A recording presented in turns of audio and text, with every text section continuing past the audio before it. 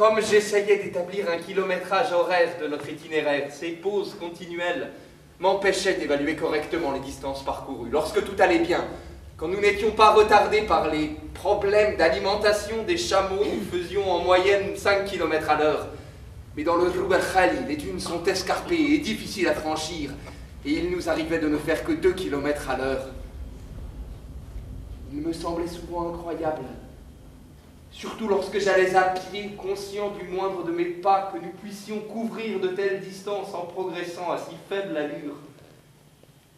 Il m'arrivait de compter mes pas pour atteindre un buisson ou quelque autre point de repère, et leur nombre me semblait insignifiant en comparaison de la distance qui nous restait à parcourir.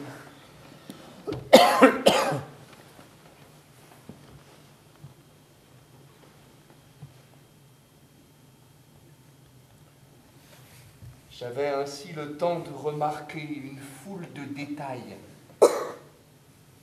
Une sauterelle sous un buisson, une hirondelle morte sur le sol, les empreintes d'un lièvre, un nid d'oiseau, la forme et la couleur des ondulations du sable. Pourquoi faut-il que nous ne sachions pas vivre dans le présent, le seul disponible, au lieu de nous perdre dans l'avenir ou dans le passé, sans cesse oscillant entre le désir et le regret? J'avais le temps de ramasser une plante, d'observer une roche. La lenteur même de notre marche en atténuait la monotonie.